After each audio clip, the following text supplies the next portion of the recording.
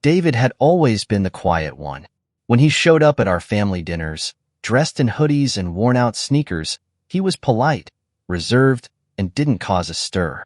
He was just your average teenager, or so everyone thought. The first time I really noticed David, it was Thanksgiving. The table was laden with turkey and sides, the chatter lively and warm. He sat in the corner, pushing mashed potatoes around on his plate, his eyes darting to everyone and everything, but never settling. "David," I said, nudging him lightly, "you okay?" He looked up, startled, his cheeks flushing red. "Yeah, Uncle Mike. Just thinking." "About what?" He shrugged and mumbled something about school, but I could tell there was more. I let it slide. He was a teenager, after all. Kids were always in their own heads. But it wasn't long before David became impossible to ignore. The first red flag came 2 weeks later. I was in my workshop, tinkering with an old lawnmower engine, when David knocked on the door. "Uncle Mike, can I talk to you?" "Sure, kid," I said, wiping grease off my hands. "What's on your mind?" He stepped inside, looking nervous. "I need your help. It's kind of a big deal." I leaned against the workbench, curious. "What kind of big deal?" David hesitated, then pulled out a crumpled envelope and handed it to me. Inside was a letter from a private high school, a prestigious one, the kind that didn't take kids like David unless they were prodigies or had connections. "They want me to join their robotics program," he explained, his voice a mix of pride and fear. "But I need $20,000 for the tuition." I blinked at him, dumbfounded. "David, I don't have that kind of money." He fidgeted with the hem of his hoodie. "I know, but you're good with machines. I thought maybe you could help me build something, like a robot or something that I could sell." It was absurd. The kid was asking me, a part-time mechanic scraping by, to help him come up with 20 grand. I tried to explain the reality of the situation, but David wouldn't hear it. "I'll figure it out myself," he said, storming out before I could stop him. I thought that would be the end of it. But David was more resourceful than I'd given him credit for. Over the next few months, I noticed him asking strangers odd questions, scribbling in notebooks, and disappearing for long stretches. At Christmas dinner, he was practically bouncing in his seat, his excitement barely contained. "What's got you so worked up?" I asked, half joking. David grinned. "I'm working on something big. You'll see." I laughed it off, assuming it was just teenage bravado. But deep down, I couldn't shake the feeling that he was getting into something over his head. The second red flag came 6 months later. I hadn't heard from David in weeks when he showed up at my doorstep, pale and frantic. "I need your help again," he said, his voice trembling. "What is it this time?" I asked, wary. He pulled out a small black bag and placed it on my kitchen table. When he unzipped it, I saw stacks of cash, thousands of dollars. "Where the hell did you get this?" I demanded, my heart pounding. "I earned it," David said defensively. "I've been selling these gadgets I made." "Gadgets?" David pulled out a sleek device that looked like a phone but had wires and components sticking out of it. "It's a signal scrambler. Blocks Wi-Fi and phone calls. People pay big money for them." I stared at him, stunned. "David, this is illegal." He shrugged. "Not if you don't get caught." I wanted to throw the thing out the window, to yell at him for being reckless. But part of me couldn't help but be impressed. He'd found a way to solve his problem, even if it was dangerous and wildly irresponsible. "I can't be involved in this," I said firmly, pushing the bag back toward him. "Take it and leave." David's face fell, but he didn't argue. "Fine," he muttered, grabbing the bag and storming out. 9 months later, I thought I'd seen the last of David's antics. Life had returned to its predictable rhythm: work, bills, and quiet evenings. But then came the knock that changed everything. It was a Saturday morning. I opened the door to find a woman standing there, her eyes red and puffy from crying. In her arms, she held a baby wrapped in a pink blanket. "Can I help you?"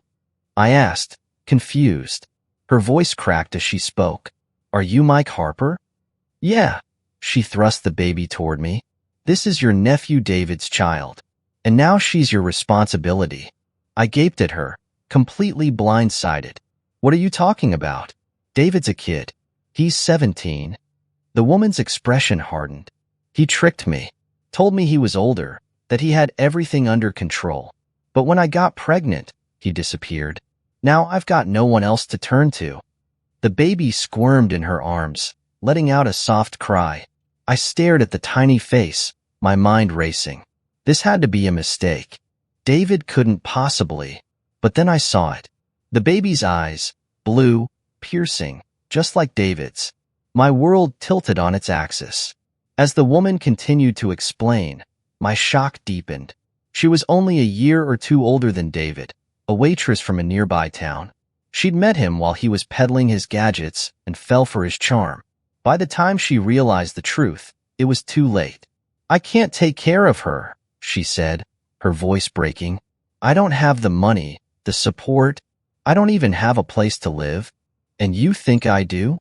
I asked, frustration creeping into my voice. You're his family, she shot back. You're the only one who can help. Before I could respond, she placed the baby in my arms and turned to leave. Wait, I called after her. You can't just leave her here. But she was already walking down the driveway, her shoulders shaking with silent sobs. I looked down at the baby, her tiny fingers grasping the edge of the blanket. What have you done, David? I whispered. The baby wouldn't stop crying.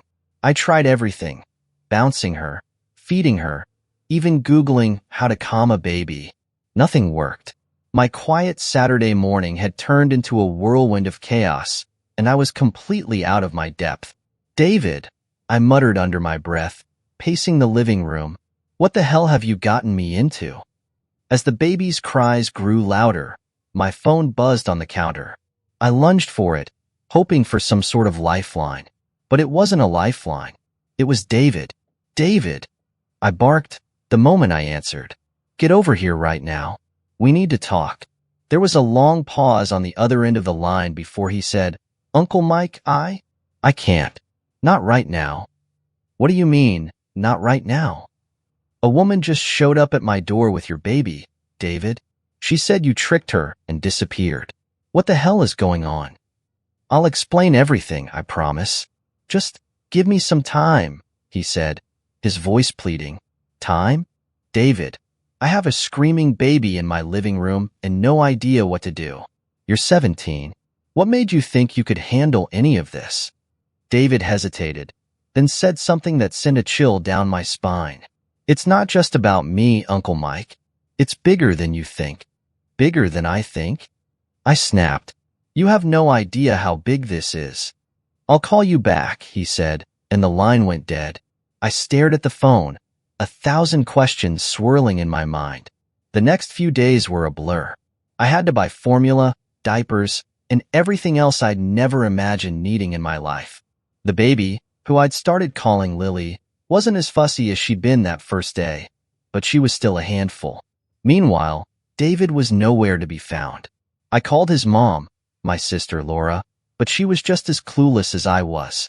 David hasn't been home in days, she said, her voice filled with worry.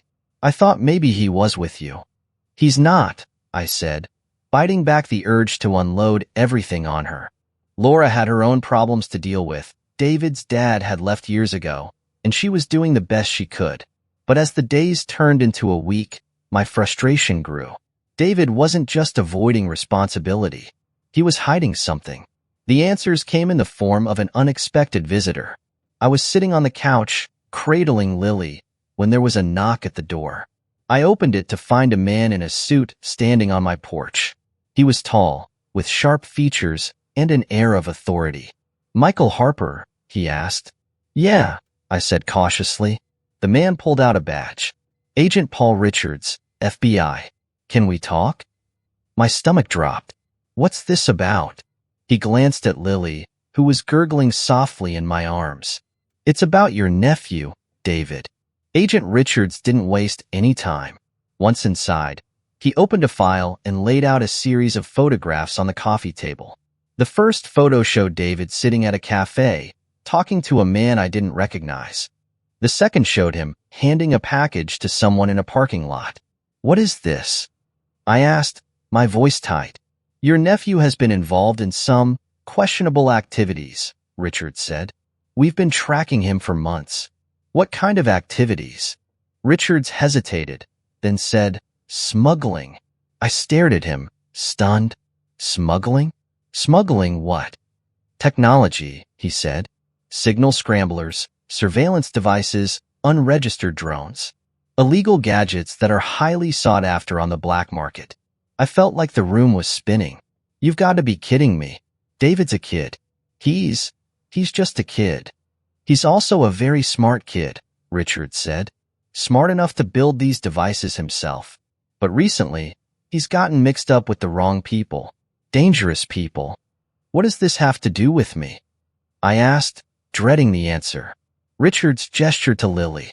We believe your nephew used this child as part of his cover. His cover? He introduced himself to certain individuals as a young father trying to make ends meet, Richards explained. It made him seem less suspicious. But when things started to fall apart, he went off the grid. And now, we need to find him before they do. Who's they? I asked. Richards leaned forward, his expression grave. The people he's been working for. They're not the kind of people who forgive betrayal. If David's not careful, he's going to end up dead.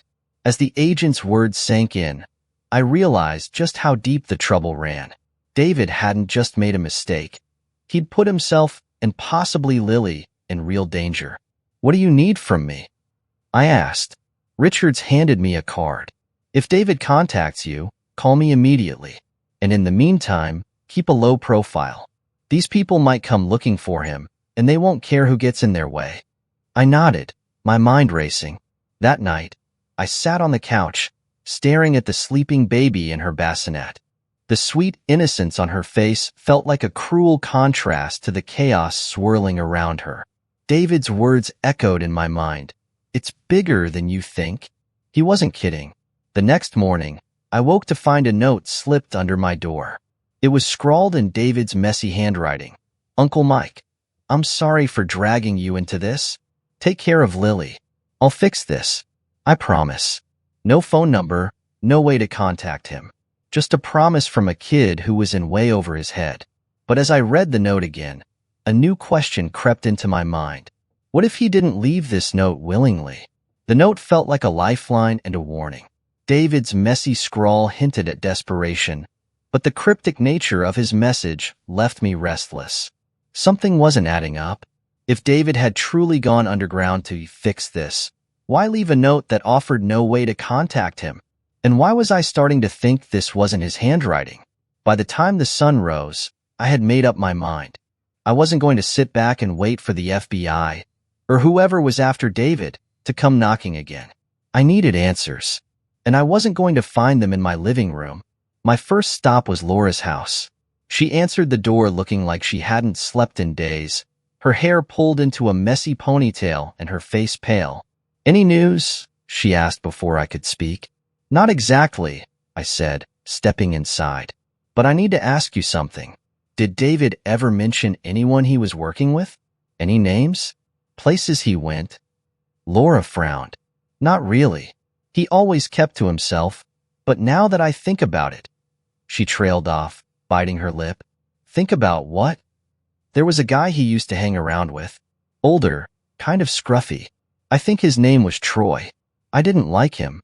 He gave me a bad vibe. Do you know where I can find him? Laura shook her head.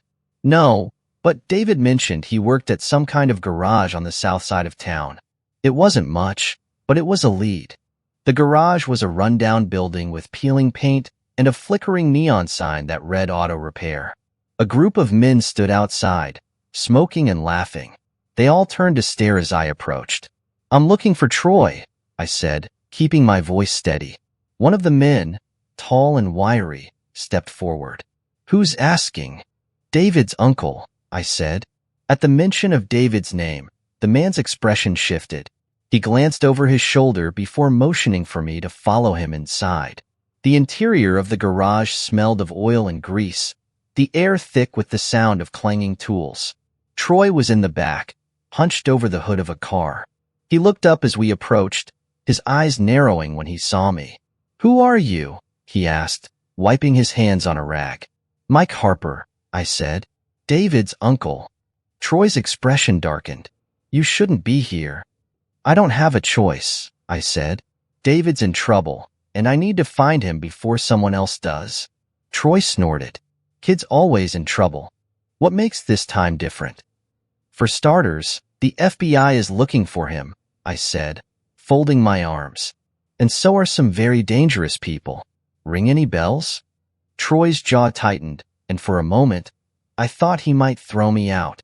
But then he sighed and motioned for me to sit on an old stool. "Look," he said, lowering his voice.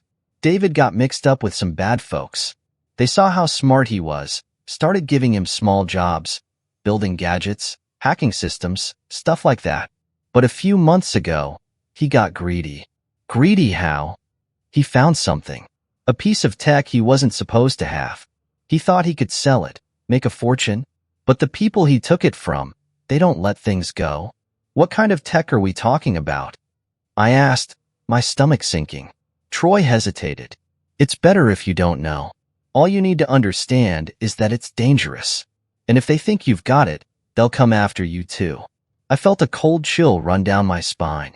"Where is he, Troy?" "I don't know," Troy said. "But if he left you a note, it means he's trying to keep you out of it. Let him handle it." "Handle it?" I snapped. "He's a 17-year-old kid. You think he can handle people like this on his own?" Troy didn't answer, and I knew I wasn't going to get any more out of him. I left the garage feeling more frustrated than ever. David was in over his head, and I still had no idea where to find him. But as I walked back to my truck, something caught my eye. A black SUV idling across the street. The windows were tinted, but I could feel the weight of someone watching me. I quickened my pace, my mind racing. Once I was safely inside the truck, I pulled out my phone and called Agent Richards. "I think I'm being followed," I said, my voice low. "Where are you?" he asked. "Outside a garage on the south side of town. I just spoke to someone who knows David, but he wouldn't tell me much." "Stay put," Richards said. "I'll send someone to meet you." But staying put wasn't an option. The SUV's engine revved, and it started creeping toward me. I floored it, pulling out of the parking lot and onto the main road. The SUV followed, its headlights glaring in my rearview mirror. My heart pounded as I weaved through traffic, trying to lose them. But whoever was behind the wheel was relentless, staying right on my tail. Finally, I spotted a narrow alley and swerved into it, my tires screeching. The SUV tried to follow but got stuck as the alley narrowed. I didn't stop to celebrate. I kept driving until I reached the outskirts of town, my hands trembling on the wheel. When I finally pulled into my driveway, I was met with an even bigger shock. Standing on my porch, holding Lily in her arms, was Laura. Her face was pale, her expression panicked. "They were at my house," she said, her voice shaking. "Men in suits. They said they were looking for David, but they tore the place apart. I didn't know where else to go." I felt the weight of it all crashing down. Whoever these people were, they were getting closer. And now, they weren't just after David. They were after all of us. The sight of Laura standing on my porch with Lily in her arms sent a bolt of fear through me. If the men looking for David were willing to ransack Laura's house, they wouldn't hesitate to come after us here. "We can't stay here," I said, ushering Laura and Lily inside. "Where are we supposed to go?" Laura asked, her voice trembling. "Somewhere safe," I replied, though the words felt hollow. Safe wasn't an option. Not anymore. I grabbed my phone and called Agent Richards. He picked up on the first ring. "They hit Laura's house," I said. "She's here with me now." There was a long pause on the other end before Richards spoke. "You need to get out of there. Take your sister and the baby to the safe house I mentioned. I'll text you the address." "Are you coming to meet us?" I asked. "No," Richards said. "I'm heading somewhere else, following a lead on David. But I'll send a team to secure the safe house. Just get there as fast as you can." The address Richards sent was in a remote area about an hour outside of town. I packed a bag with essentials, grabbed the baby's things, and loaded everything into the truck. Laura sat in the passenger seat, clutching Lily tightly, while I kept one eye on the rearview mirror, half expecting the black SUV to reappear. The drive was tense. Every car that came too close felt like a threat, every shadow along the road a potential ambush. Laura stayed silent, her face pale, while Lily dozed fitfully in her arms. Finally, we reached the safe house, a small, nondescript cabin tucked away in the woods. It looked more like a hunting lodge than a refuge, but at least it was isolated. "We'll be okay here," I said, trying to sound confident as I helped Laura inside. But as we settled in, I couldn't shake the feeling that we were sitting ducks. That night, while Laura tried to calm a fussy Lily, I sat by the window, staring out into the darkness. The silence was oppressive, broken only by the occasional cry from the baby. I thought about David, about the trouble he'd gotten himself into, and the dangerous people who were after him. It didn't make sense. How had a teenager become a target for smugglers and black market tech dealers? What had he taken from them that was so important? Then it hit me. Troy had said David took something, a piece of tech he wasn't supposed to have. If that was true, then David had it with him when he disappeared. Unless he didn't. My gaze shifted to the diaper bag Laura had brought with her. "Hey, Laura," I said, keeping my voice casual. "Can I see the bag for a second?" She gave me a puzzled look but handed it over. "What are you looking for?" "I'm not sure," I admitted, unzipping the bag. At first, everything seemed normal. Diapers, bottles, baby clothes. But then, tucked into a side pocket, I found something that didn't belong. A small, sleek device, no larger than a smartphone, with a series of blinking lights. "What is that?" Laura asked, her eyes widening. "I think this is what they're after," I said, my stomach churning. The realization hit like a punch to the gut. David hadn't taken the device with him. He'd hidden it with Lily, using her as the perfect cover. No one would suspect a baby of carrying something so valuable. But now that I had it, I understood just how much danger we were in. "We have to get rid of this," I said, my voice trembling. "How?" Laura asked, panic creeping into her tone. Before I could answer, my phone buzzed. It was a text from an unknown number. "We know you have it. Bring it to the old factory on Pine Road, or your family won't be safe." I stared at the message, my heart racing. This was it, the crossroads. If I ignored the demand, we'd never be free of these people. But if I went to the factory, there was no guarantee we'd come out alive. "What do we do?" Laura asked, her voice shaking. "I'm going to the factory," I said. "What?" "No," she exclaimed. "You can't go alone. It's too dangerous." "I don't have a choice," I said firmly. "If I don't give them what they want, they'll keep coming after us." "After Lily." Laura's face crumpled, and she nodded reluctantly. The drive to the factory felt like a death march. The building was a decaying relic of a bygone era, its windows shattered and its walls covered in graffiti. As I pulled up, the headlights illuminated a group of men standing near the entrance. Victor was among them. I stepped out of the truck, the device in my pocket. "You've caused us a lot of trouble," Victor said, his voice cold. "Where's David?"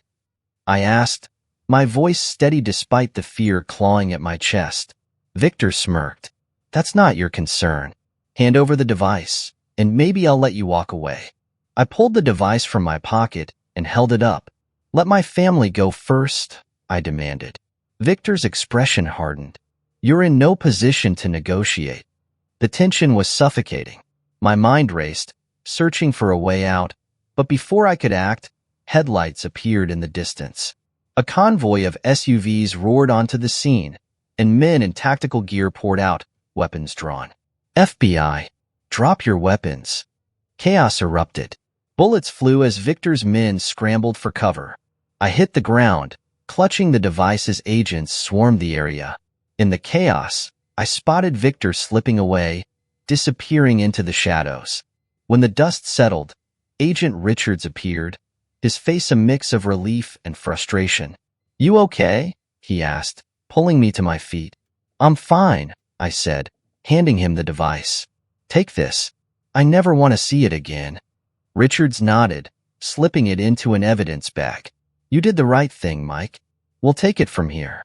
As the agents cleaned up the scene, I couldn't help but wonder where David was. Victor might have escaped, but the device was no longer in his hands. And David, wherever he was, I hoped he knew the storm he'd left behind. I didn't sleep that night, even after Agent Richards assured me that the device was secure and Victor's operation had been dismantled. I couldn't shake the feeling that it wasn't over. David was still missing, and the loose ends of his story were fraying with every passing hour. Laura stayed at the safe house with Lily, too shaken to do much but pace and check the baby's crib. I promised her I wouldn't stop looking for answers, though deep down, I feared what I might find. The morning brought a break in the silence. My phone buzzed with a call from a blocked number. "Uncle Mike," David's voice said on the other end, strained and distant. "David," I shouted, relief and anger colliding in my chest. "Where the hell are you? Do you have any idea what's been going on?" "I know," he said quickly. "I saw it all, but I can't come back yet. Not until I fix this." "Fix what?" "The FBI has the device. Victor's men are gone. What's left to fix?" There was a pause, then David's voice dropped to a whisper. "The device wasn't the only thing I took." My blood ran cold. "What are you talking about?" "There's a second one," he admitted. "A prototype. It's more advanced than the first. If they get it, it'll be 100 times worse. I couldn't let them have it, so I hid it." "Where is it?" I asked, my voice tight. David hesitated. "In the old train depot, the one near Bridge Street. But I can't get to it. They're watching me." I didn't wait for an explanation. I grabbed my keys and drove to the train depot, my mind racing. If David was telling the truth, then everything we'd been through was just the tip of the iceberg. The depot was a crumbling relic, overgrown with weeds and littered with rusted tracks. I parked a block away and approached cautiously, scanning the area for any sign of movement. The inside of the depot was dark and damp, the air thick with the scent of mildew. I stepped carefully, my flashlight cutting through the gloom. It didn't take long to find the hiding spot. Behind a loose panel in the wall was a metal box, its edges scuffed and worn. I opened it to reveal a sleek device, similar to the one I'd handed over to the FBI but with a more polished design. I barely had time to examine it before I heard footsteps behind me. I spun around to find Victor standing there, a gun in his hand. His suit was torn, his face bruised, but his cold smile hadn't wavered. "I knew you'd lead me right to it," he said. "How did you—" "David," he interrupted. "He's not as clever as he thinks. He led me here the moment he called you." My stomach dropped. "You've been following me?" "Of course," Victor said. "You're the perfect bait." I glanced at the device, trying to calculate my next move. "If you want it, you'll have to take it from me." Victor laughed. "That won't be a problem." Before I could react, a loud bang echoed through the depot. The gun wasn't Victor's. It was someone else's. I turned to see David stepping out of the shadows, holding a small pistol. His hands were shaking, but his aim was steady. "Let him go," David said, his voice trembling. Victor's eyes narrowed. "You don't have the guts, kid." David took a step forward, his jaw clenched. "Try me." For a moment, the two stared each other down. Then, with a frustrated growl, Victor lowered his gun. "This isn't over," he hissed before disappearing into the shadows. The moment Victor was gone, David collapsed against the wall, his breath ragged. "Are you okay?" I asked, rushing to his side. "No," he said, laughing weakly, "but I will be." We left the depot together, the device safely in my possession. David explained everything on the drive back, the second device, the mistakes he'd made, and the reasons he'd stayed away. "I thought I could fix it on my own," he admitted, "but I was wrong. I should have come to you sooner." "Yeah, you should have," I said, though my tone was softer than I intended. David glanced at me, his expression serious. "Do you think it's too late?" "It's never too late," I said. The FBI met us at a secure location later that night. Agent Richards was livid when he saw the second device, but he couldn't deny the relief on his face. "This is it," he said, holding up the prototype. The last piece of the puzzle. What happens now? I asked. We take it from here, Richard said. You and your family are safe. For now. Safe. The word felt hollow, but it was a start. As I drove David back to the safe house, I glanced at him in the passenger seat. He looked exhausted but lighter, as if a weight had been lifted off his shoulders. Thanks, Uncle Mike, he said quietly. For what? For not giving up on me. I didn't respond. I just reached over and ruffled his hair, the way I used to when he was a little boy. When we arrived, Laura rushed out to meet us, tears streaming down her face. She hugged David tightly, scolding and crying at the same time. Lily cooed from her crib, oblivious to the chaos that had surrounded her. For the first time in weeks, I felt a glimmer of hope. David had made mistakes, big ones, but he'd also shown courage, and maybe, just maybe, he'd learn from all of this. As I watched him hold Lily for the first time, a small smile on his face, I realized that the storm had finally passed.